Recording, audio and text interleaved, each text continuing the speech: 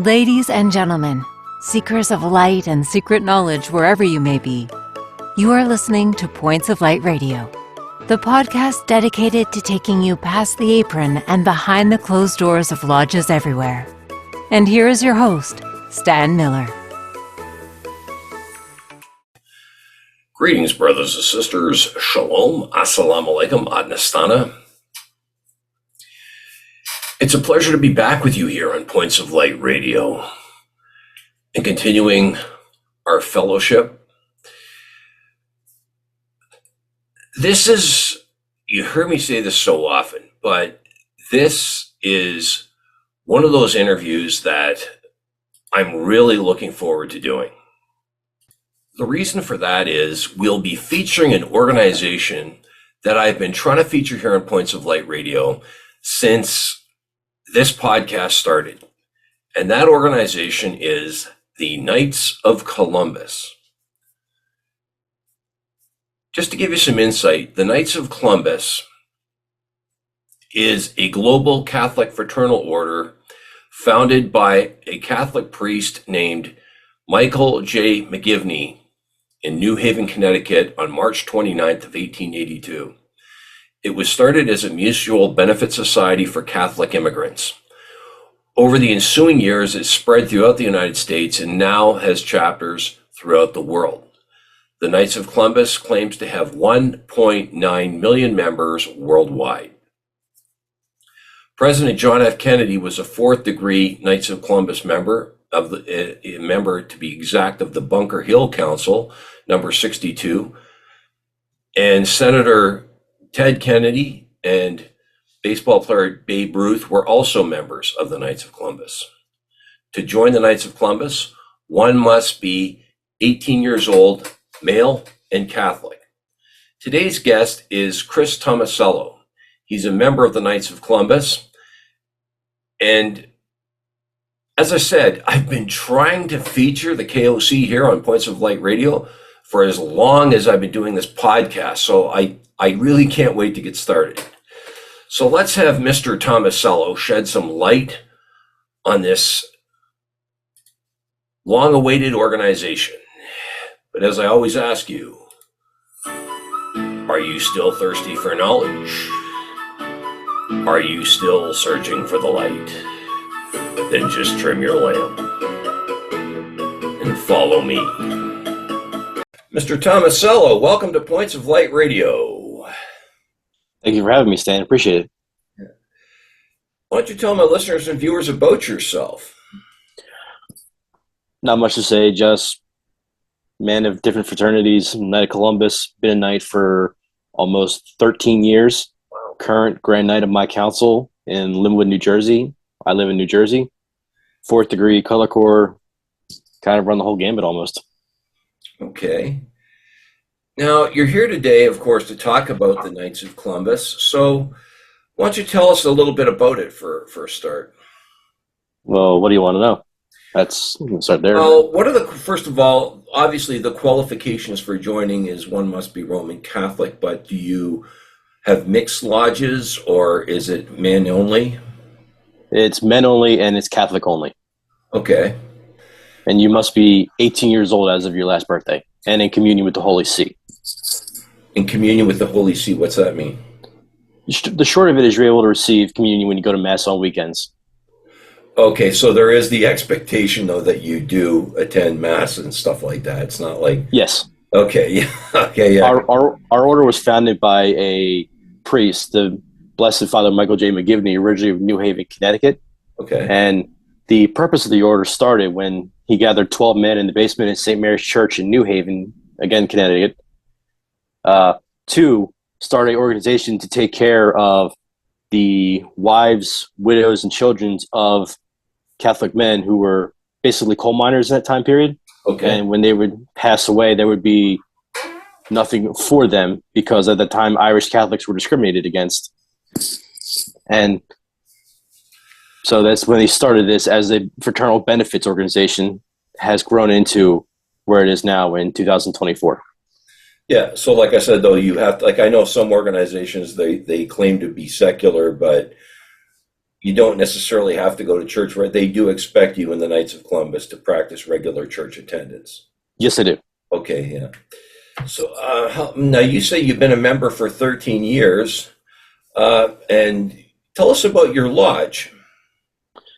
I've been through many different. We use the phrase councils instead of lodges in this Okay. order. I've been through many different rooms, but the one I'm in now, currently, All Saints in Linwood, New Jersey, it's kind of a mixed age bracket. Gentlemen my age, younger than me, older than me, close to my age. It's we're all working together for the common good of taking care of families, children, the community.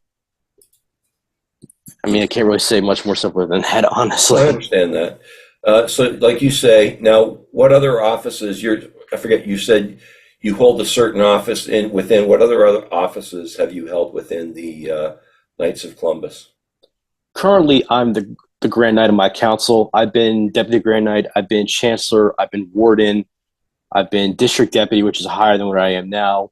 I'm also fourth degree as well, so I've been Faithful Wow. Navigator.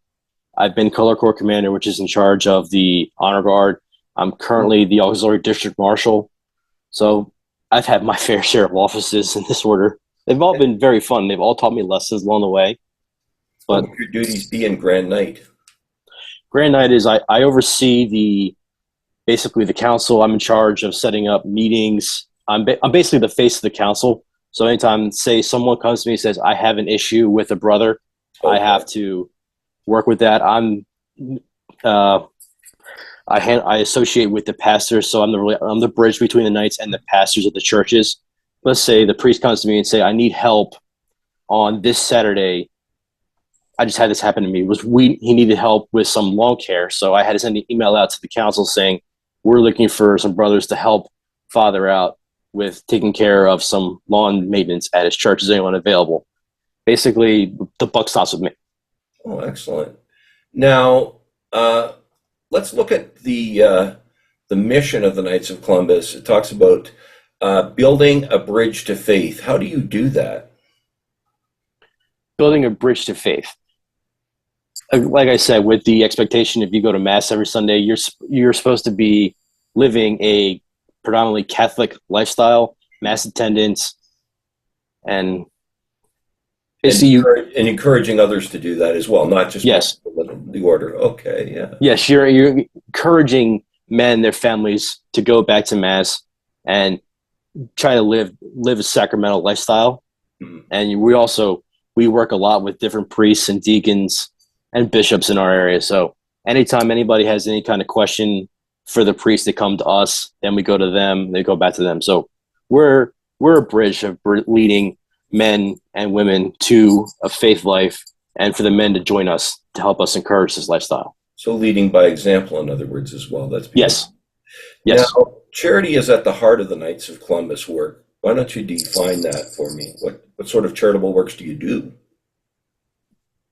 Uh, that's any kind of charity. We do diaper drives for Okay. new mothers. We food drives for pantry.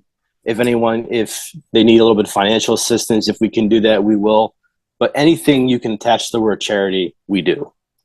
Okay. We help out here in New Jersey. One of the religious sisters, she runs a women's center in Camden where we supply her with diapers, formula, clothes. There's a women's center here in Galloway, New Jersey as well. Same thing. It's just anything you could attach the word charity to is what we do. I know I'm not being very specific, but Well, there's that's just way fine. too much to go into. But I'm sure that in this day and age, especially with with economic conditions and everything, I'm sure you're, as a charity, especially, you're busy, aren't you? Yes, yes, we are.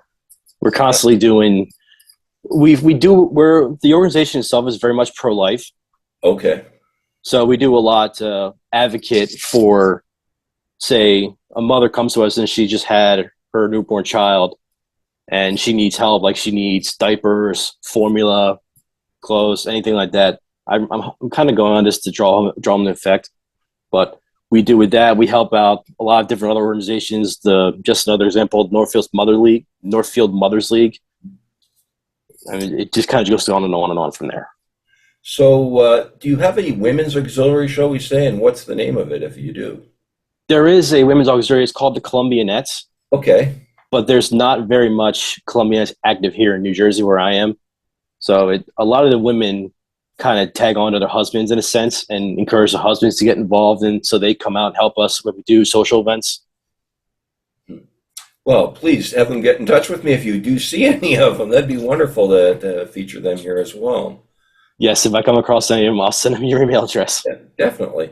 Now, I always thought there were 3 degrees, the Knights of Columbus. You say there's 4, so do you have names for them, or are they just like first, second, third degree type thing? They actually just changed that recently, the last couple of years. It used to be charity, unity, and fraternity. Okay. Charity was the first, unity was the second degree, and third degree was fraternity. Mhm. And then when you were first started in 1882, it was just those 3. Then in 1900, they added the 4th degree of patriotism. Oh, okay. So, What would you say as the degrees entail? What would you say that first degree? What would you say the message from that is? Is just introducing you to the lodge itself? charity begins at home. Okay, so they encourage you to do that. Okay. They encourage you to get involved and be charitable with your time, and if you have extra to do so, they encourage you to do that. But mostly, if you can give us an hour of your time a month or a year, that's all we ask. We ask you to do what you can when you can. Okay. What about the second degree? What's the name of the second degree again? Unity. What would you say the message from that is? Would you say the general message in a nutshell? It's kind of be fraternal to your fellow man, and they would give you example of just they demonstrate the power of the cable with the fibers all one together. How we're only as strong as our weakest link. So, Oh, of course, yeah. What would you say the message of that third degree is? it kind of ties back in the second with fraternity as well. Be fraternal to your fellow man, and They reinforce the message, in other words. more sense. The third degree, they had its merits to it, but it kind of culminated in the first and second and reinforced the messages. Now you say there's a 4th degree. What Yes. would you say the general message is with that? Is that now you've got to lead? I understand it sounds like a leadership degree. The 4th degree is about patriotism. Oh, okay, yeah. Yes. The 4th degree is about patriotism, the purity, the ballot box, and Oh, standing up for your country. our former prime minister, a man named Paul Martin, his father was a member of the Knights of Columbus, and they were present, he said, and in their uniforms at his father's funeral. So do you do that as well with your uniforms? Wear it to each other's funerals and things like that? Yes, we do funerals as well. Do you cover the funeral costs of your members or help out with them? If they ask us to, and if we have the funds available to us, we do. Okay, excellent. A lot of our lodges, we're not with surplus of funds. We donate as much as we take in. We keep a little bit for ourselves for operating costs. Of course, yeah. So if we have the means to us, we do that.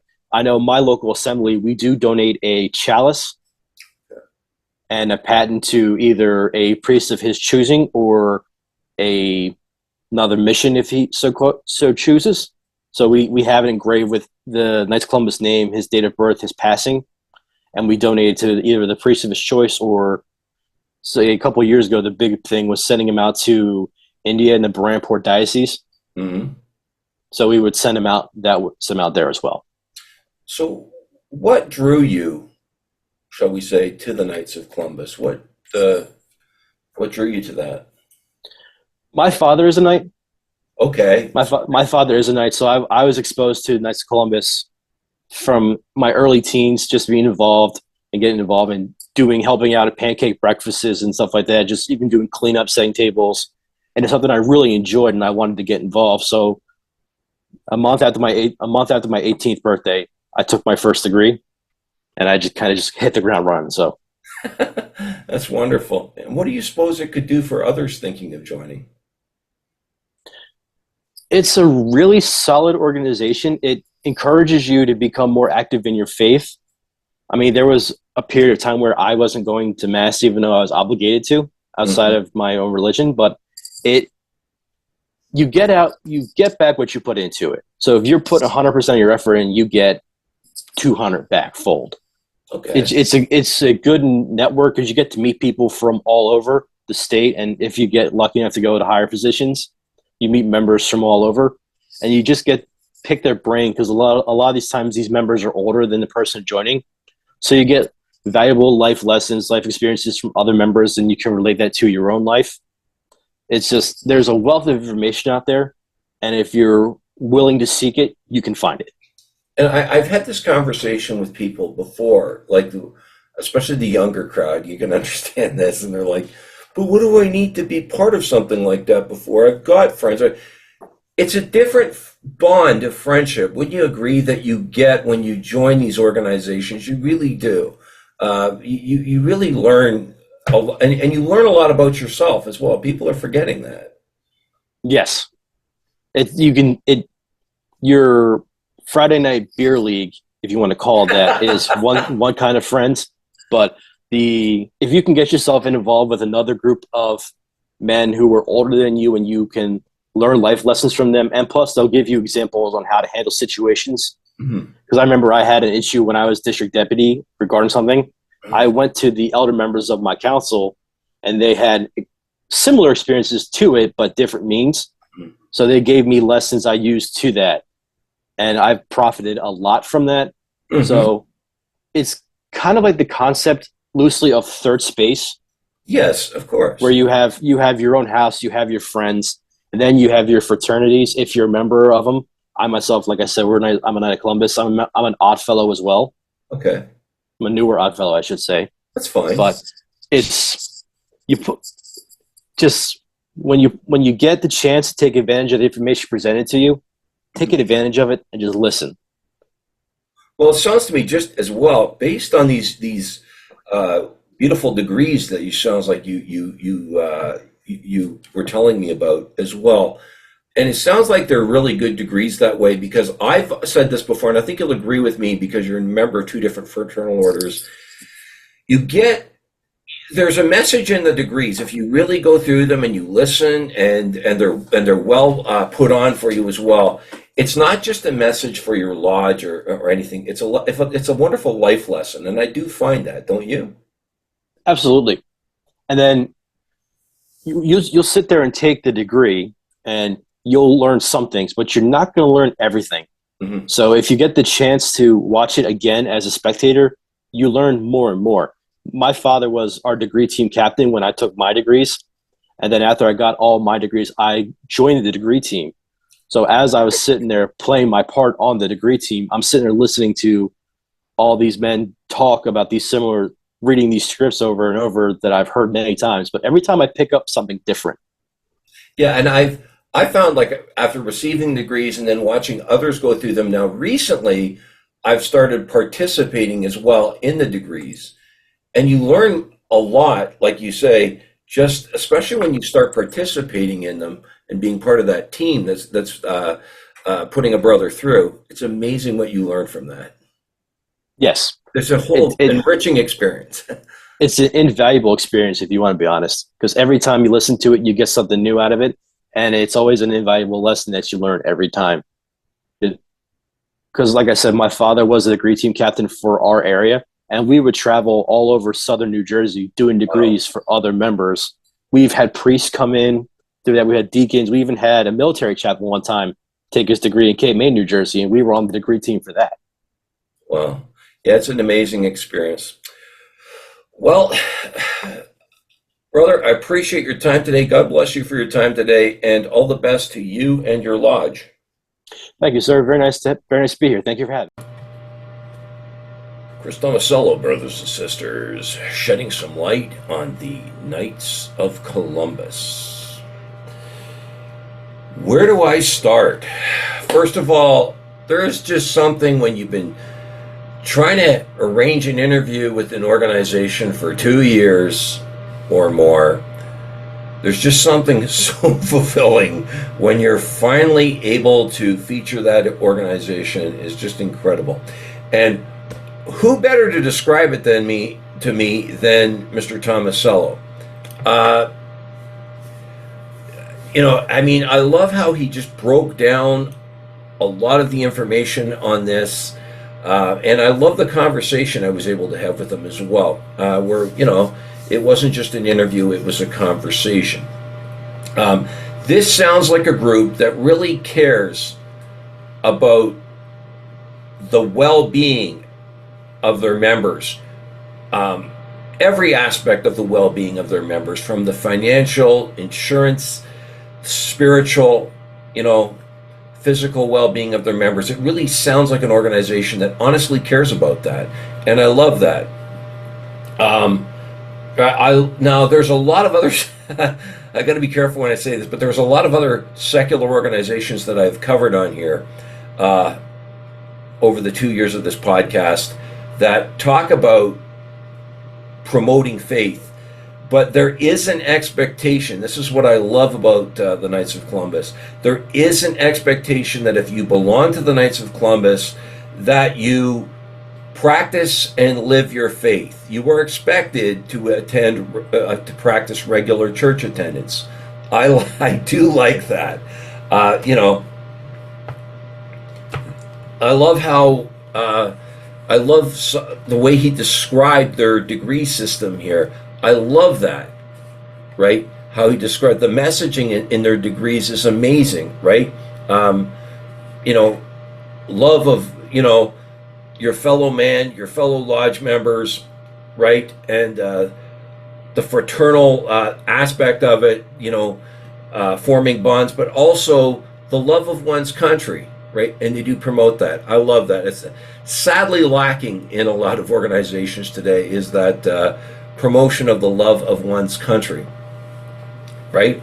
I'm really happy to hear about this organization. I would love to interview the Columbianettes, I believe he called them.